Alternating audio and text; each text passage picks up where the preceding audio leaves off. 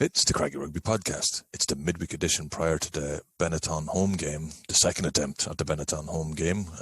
It's Tuesday evening. I've got Danny Deegan on the line. How's it going? And William Davis is back with us this week. And you were at the press conference today, William. Yeah, good to be back, Alan. Let's have a listen to first Tom Daly and then backs coach Nigel Carolan. Tom, how disappointing was it for that game to be called off at such short notice? It must be very disruptive for what you guys were planning last weekend. You'd spend a week getting ready. Yeah, it was obviously very frustrating.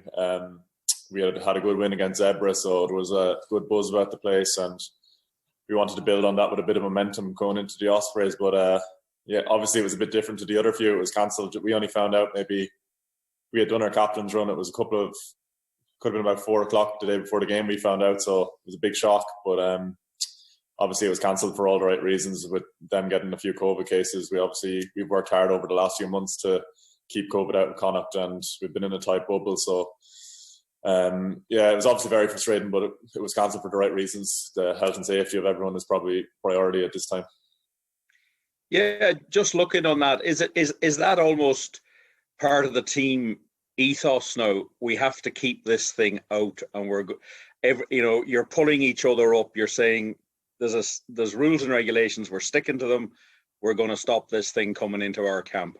Yeah, maybe it is. Yeah, we've done so well to keep it out so far. So I think the longer we go keeping it out, the more pressure there is not to get it. So I think, yeah, Friendly's been saying it like the team that keeps it out the longest, or the team that stays healthy and safe the longest is gonna go a long way in the competition. And we've done our bit. Obviously, we've been unlucky with the cancelled games, but we're getting back on track this week, playing the first one of them cancelled games, and hopefully we'll get a good win.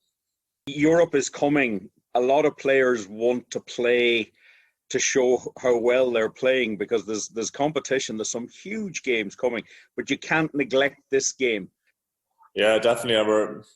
Me personally and the team in general, I think we're not looking past Treviso. We know we've put ourselves in a good enough position in the league now that if we can get a couple of wins, especially this week, if we can get a good win this week, we'll put ourselves second in the league, and we don't know what's happening with the league yet, so we don't know if we're going to start a new season or if this is going to end after Christmas, or what the story is with the league. So we just want to make sure we're in the best possible position in that table for whatever does happen. But yeah, this game is obviously massive. We were obviously disappointed against Scarlets a couple of weeks ago here. That was a very frustrating loss, and we bounced back with a good win against Zebra. But yeah, this game here is massive for us. We know Scarlets lost last weekend, so it'll put us in a good position if we can get the win. We're not really looking ahead to Europe yet. We'll get the job done this weekend, hopefully, and then we'll turn the page to Racing the following week. Yeah, and just looking, you played a significant amount of the game against Edinburgh at 10. Is that another opportunity for you? Again, maybe more in a European context, that you're a player with that second skill, which is the goal kicking, to take pressure off another player. Yeah, obviously it's something I've done for a long time, goal kicking. I would have kicked Irish under-20s, 19s, 18s, and for my time in Leinster I would have done a lot of goal kicking. Obviously here, Jack and Fitzy have been going real well, so maybe the opportunity hasn't come to place kick, but like I've always been practicing it, and I knew I was going to be ready whenever the chance did come, and that came pretty early against Edinburgh, and it went pretty well. So hopefully Friendly and Nige and stuff will look at that now and see it as a viable option for me to goal kick and to cover 10. It's I think some people thought that I was just thrown in 10 out of nowhere against Edinburgh, and I'd never done it before, but something I practiced quite a lot here, and I would have done quite a lot of coming up through the age grade. So I feel pretty comfortable there and confident, and yeah, like if it means I get more game time and I'm on the pitch more often, I'm happy to play wherever. Tom, you came to prominence through the under-20s and obviously through the sevens, and I'm just wondering, working with Friendly, who has also had sevens background. I mean, a lot of people would see sevens as being almost a separate sport from 15s, but I'm just wondering, how was your experience with sevens fed into your 15s experience? Yeah, my sevens experience was unbelievable, to be honest. I spent 2 years with the squad, actually captained the squad when I was in the academy in Leinster, and I probably wasn't close to getting senior game time in Leinster at that time. So I think that just gave me an opportunity to high-level international rugby at a time when I probably would have been playing with my club week in, week out, and maybe the odd Leinster A game. So at the time, it was unbelievable to get some exposure to top-level rugby. But in terms of 7s and 15s, I think as a back anyway, it only develops your skills, your one-on-one tackling, your passing. You're throwing 15-metre passes every time. You're defending wide spaces one-on-one with jinky wingers and centres. So I don't see how it can't benefit a back. And if you just look at the players who have come through the 7 system, just from my team alone, my 2 years, I would have played with Alex Wootton, who's here with me now, who's playing really well this year. Adam Byrne in Leinster had 2 years with us. Dan Goggin. There's like numerous other players who've gone on to play senior, provincial and international rugby. Look at Shane Daly last week. He spent a couple of years, and Hugo as well. So I can only speak positively of the 7s. Nigel, you're all set to go again, having been cut off at the last possible moment last weekend. Yeah, and I guess that's all we can do now, William. It's that be ready to go, and look, we'll deal with whatever is thrown at us. It's a game by game season at this stage. It's hard to look too far ahead. But I suppose at least, you know, from a coach's point of view, the work was done a few weeks ago when we scouted them, so we just had to kind of refresh again at the end of last week and a quick look at them over the weekend. Not much has changed, but looking forward again to a game this weekend. Yeah, it's a bit of a tough one because there was some players really looking forward to that game.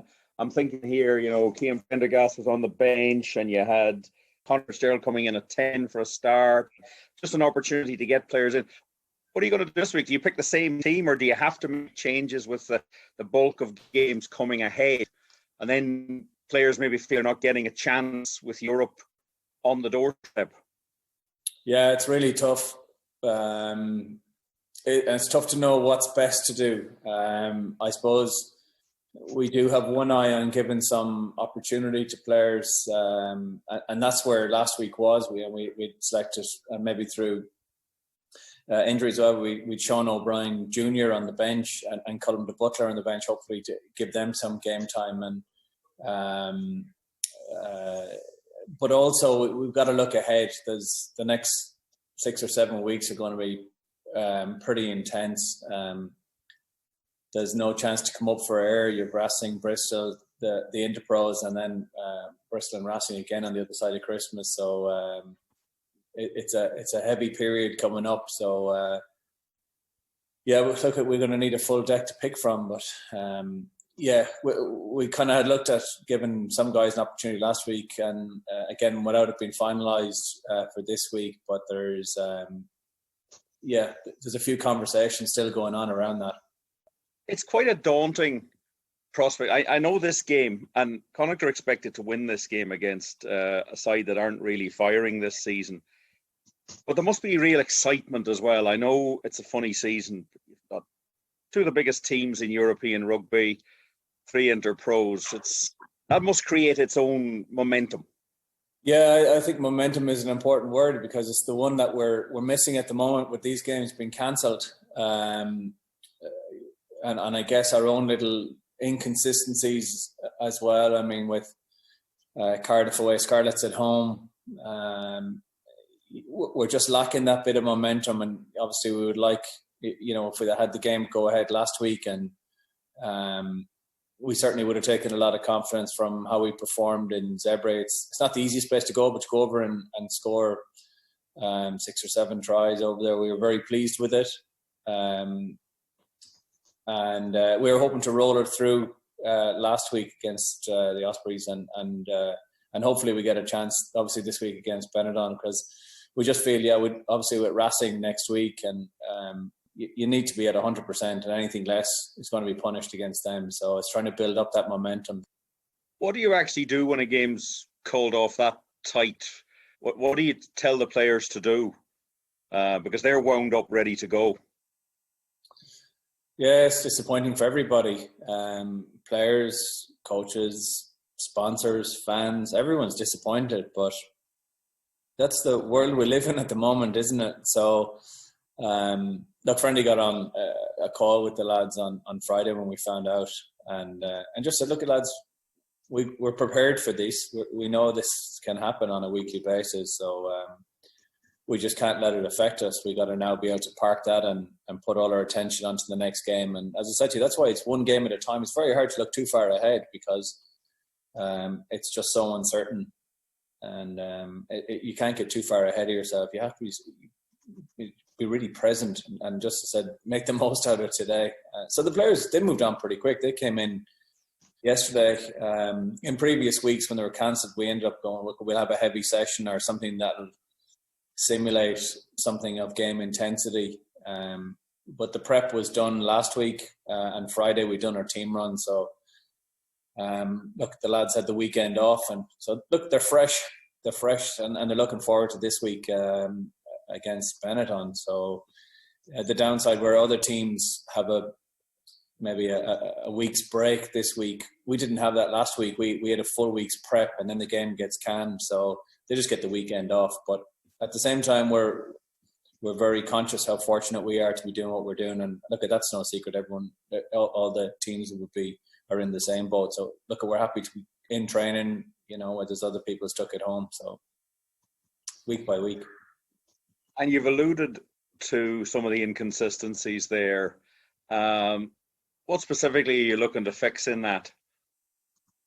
The inconsistencies haven't really been in performance, just been actually taking our chances. I think as a coaching group, and particularly someone who's over the attack myself, I'm looking at our ability to create opportunities, and that's where I feel that a lot of the coaching is making sure that we manage each of the zones in the pitch and we put ourselves in a position that we're creating opportunities. Then at the end of the day, obviously the lads have spoken about that ruthlessness and the cool head to be able to take those chances. Certainly against Zebre, we had 8 chances, we scored 7 of them. Against Scarlett, I think we had 5, but we butchered 3 of them over the line. It's very unusual, but it just makes it frustrating. But it's frustrating that we didn't score, but it wasn't in the performance necessarily, in that we're still creating those chances. So that, look, there's a pleasing part of it.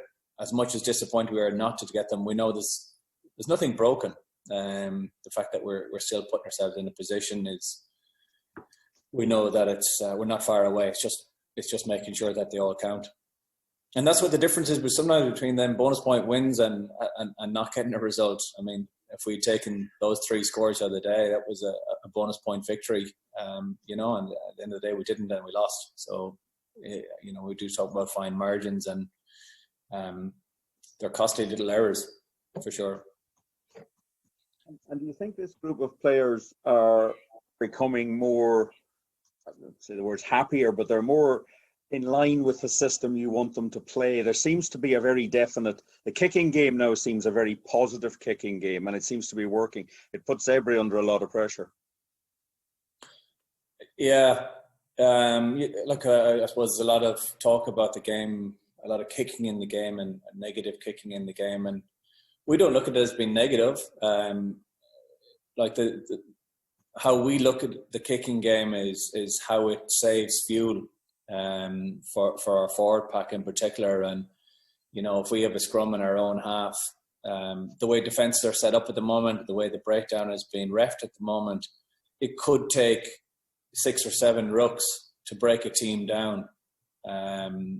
And to do that, you've got to expend a lot of energy. And to do that in your own half, there's a risk associated with that. And, if it doesn't work out, it's just the life that it gives the other team to turn over the ball in your own half and to give them an opportunity. And again, you look at teams, once they get into like that A zone, into the opposition 22, most of the time they'll come away with something. So little turnovers in your own half at the moment they can be costly. So, I mean, there's nothing more that a pack likes if they were a scrum in your own half and they come out of the scrum and the ball is 50 metres up the pitch, and they then have energy to defend in that half of the pitch and force the other team if they want to play out.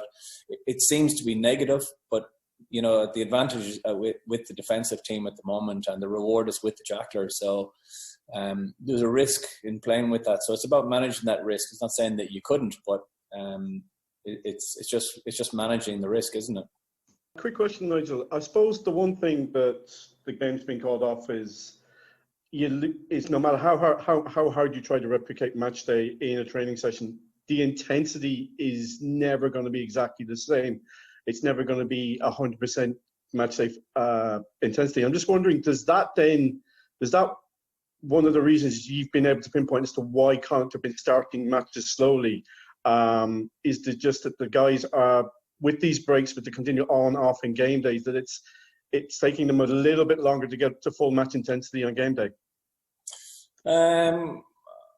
Yeah, I'm not sure about that, Dave, to be honest with you, because sometimes when we train, like obviously with the sports science that's involved in the game at the moment, and when they look at how you train and GPS and all that, like some aspects of training or for certain periods in training, they reckon it's about 120% of game intensity. Now, you got to look at the collisions in that, and we try and reduce that down to about 80% of match day. But in terms of the speed of what we train at, it's about 120% of what a game can be.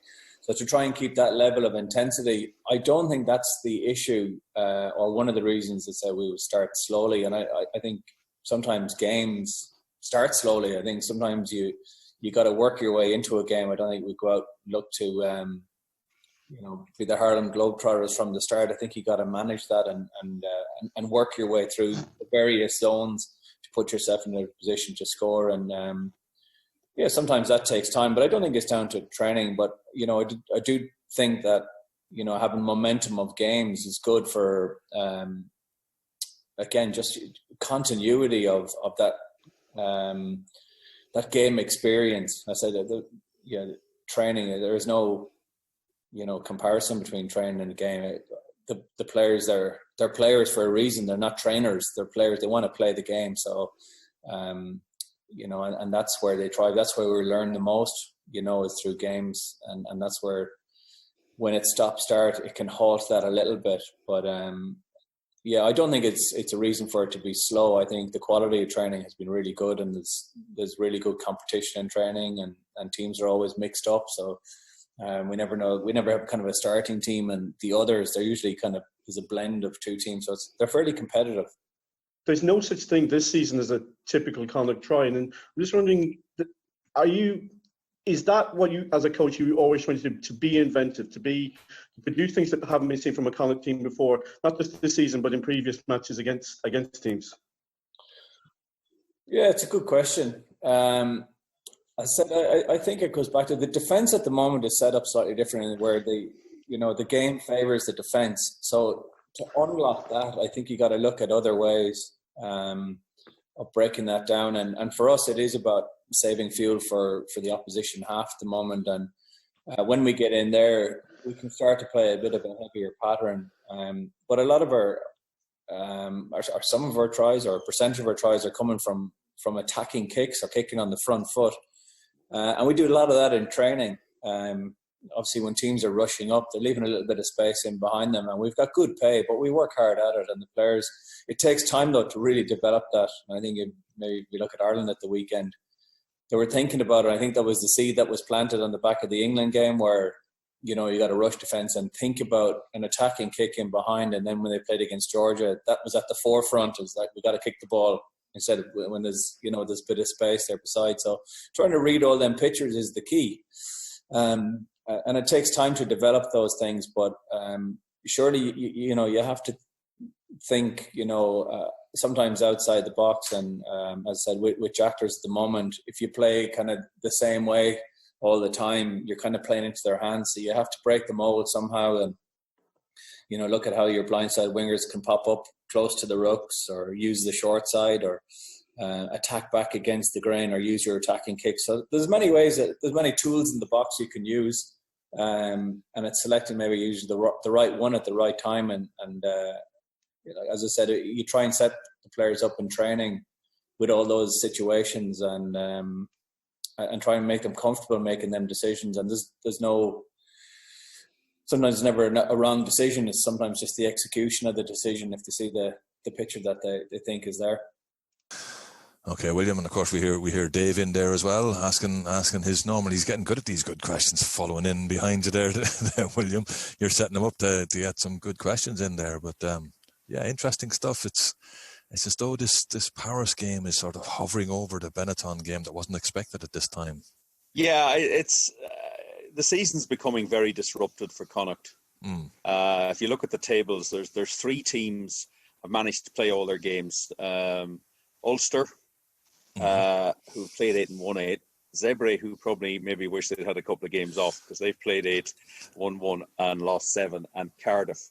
Everybody else has had delays. Connacht are making up a game now. They should be off this week. And that was purposely done so that they could have a week off prior to the start of Europe. But they've got to try to get these games played. I think there are worse teams to play. I think it'd be worse if you were going away, and I think it'd be worse if they're stronger side than Benetton. They're potential banana skin, but they haven't done very much this season. And it's a game, I don't know whether you can use it as a warm-up for Paris, but I think if you look at the side, you've got to remember the Ospreys game was cancelled so late. Yeah. The team have been announced. They've done their captain's run, as Tom Daly talked about today. They were ready to go. Certain players were getting a chance who didn't get a chance to play. So it's Nigel Carolan said it. It's very difficult. How do you pick this team? What are you looking for from the players that you pick?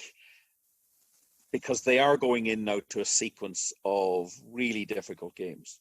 They got to get past Benetton, but then they got Racing 92 away, Bristol at home, Ulster at home, Leinster away, Munster at home, Bristol away, and Racing at home. Now that is 7 of the hardest games that any team. That's like 7 test matches in a row. The 3 Irish sides will arrive here unbeaten. They're not going to play any more Pro 14 rugby. So I suppose they don't want to talk about those games, but they're there, and it's how they perform in this game and what they can take out of it. Yeah, because I suppose the last thing you want to do heading into Europe is have a game you didn't really want, and then I don't think you can get much bigger of a difference between what the U Arena is like compared to a wet and windy sports ground on a cold December evening. There's just no way you can call that preparation. No, it's a completely different world. I think that what they'll have to try to do with Paris is get excited about it and look on it as a real opportunity.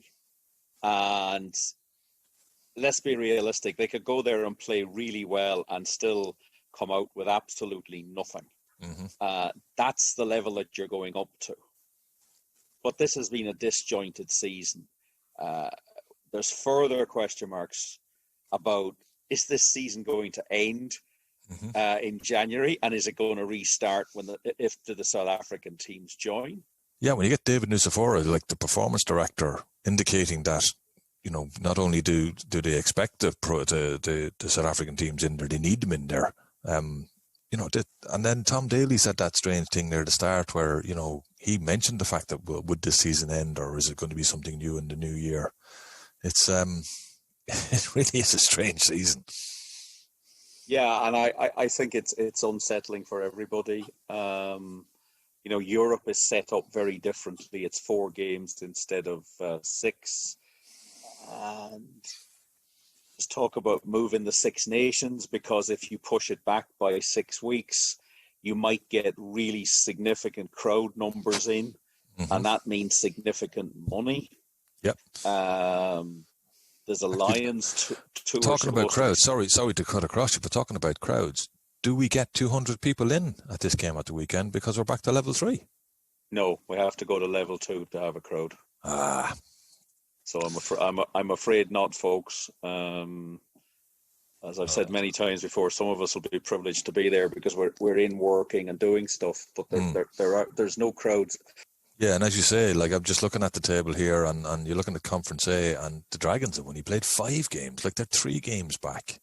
3 teams have played 7, and 2 teams have played 8. And in our one, we're the only ones who've played 5, but Benetton have only played 6. Edinburgh 7, Scarlet 7, Munster 7, and the only ones to play all their games are Cardiff. It's bananas. Yeah, it is. It's very unsettling. There has to be a huge concern about if games keep getting cancelled, that even if the season rolls on, how you get them played. I can only assume in Europe that if a game is cancelled, it's gone. Yeah. I don't see how Europe can play catch up. Maybe they have a plan.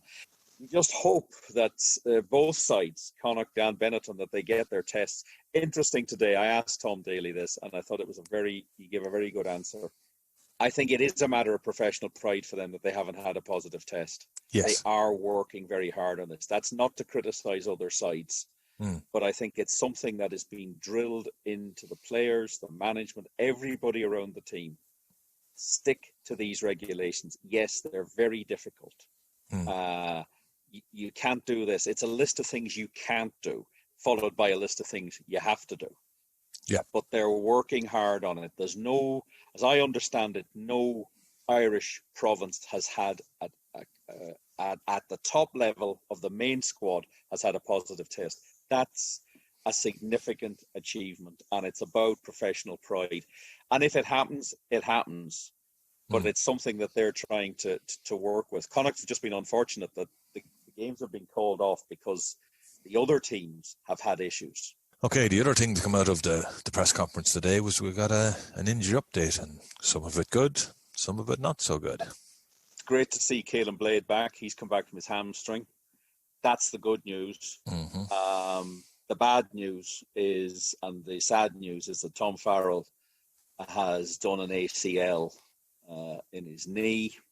Yeah. And that's a long-term injury. They haven't maybe explained to us how they're going to treat it, whether it's surgical or just rest, but I'm afraid that's months and months rather than weeks and weeks. And it's, yeah, well, I suppose if you look at Ben O'Donnell is coming back from an ACL that he got in January, and I think he's out running with them, but he's still not integrated into the team, and we're in December. And then the other little bit of good news there was Oisin Dowland's actually training with the team now, so he's recovered from his back injury, and we're hoping to see him in the near future. And as you say, there's so many big games coming up, we might see him sooner rather than later. I think every player that is fit is in contention on a rolling basis now. I mean, we've just talked up to the end of the European games there. Yeah. But then they could turn around and say, well, actually, now you have to play your make-up game against the Dragons or your make-up game against the Ospreys. They have to be fitted in somewhere, unless the whole season.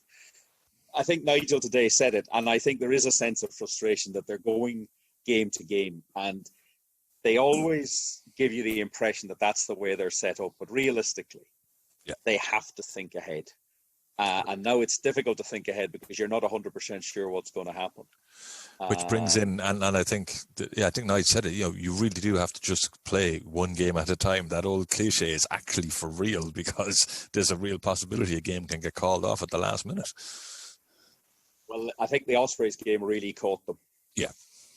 It caught us. I mean, it's, it came Friday afternoon. Once the teams come out, you think, yes, we're ready to go here now. I was in the middle. You call me because I was in the middle of doing my stats. It's like, okay, that can stop. Yeah,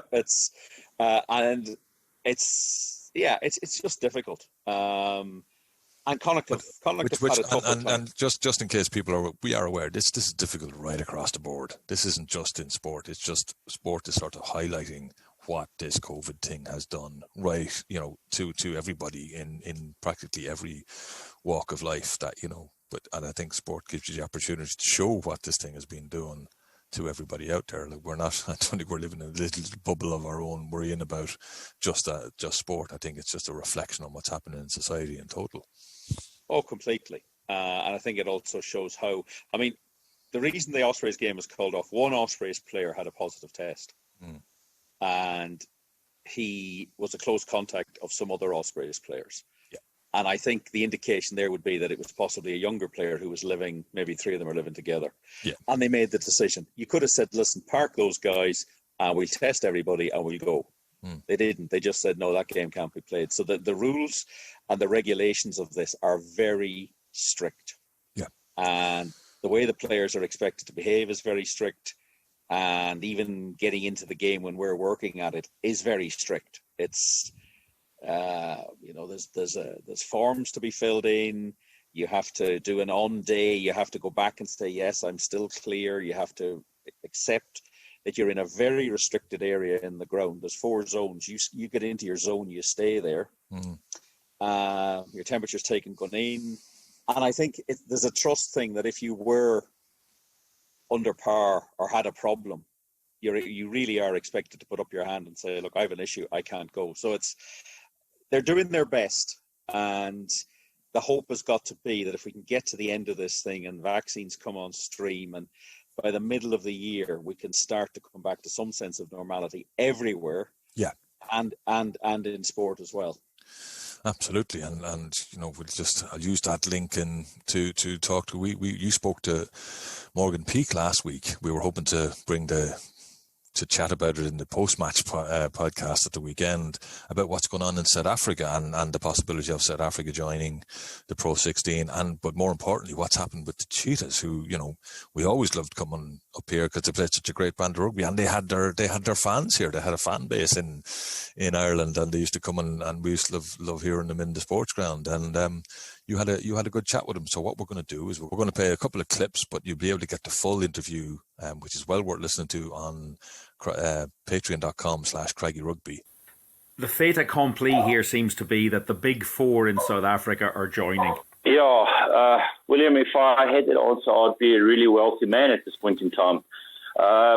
We all know that SA Rugby has decided to boot the Cheetahs out of Pro Rugby, Pro 16, Pro 14, whatever they want to call it in future. One of the biggest debates going around at the moment is, how do we choose the 4 teams to go and compete up north? And logic tells a person the fair way to do it is to pick the 4 best teams.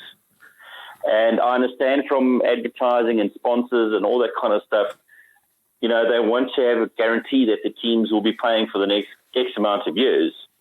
But it is a difficult situation because the Cheetahs were set to lose their franchise, and at the annual or the General Council meeting, they decided that the Cheetahs will maintain their franchise status, and they're allowed to go and look for other competitions to compete overseas.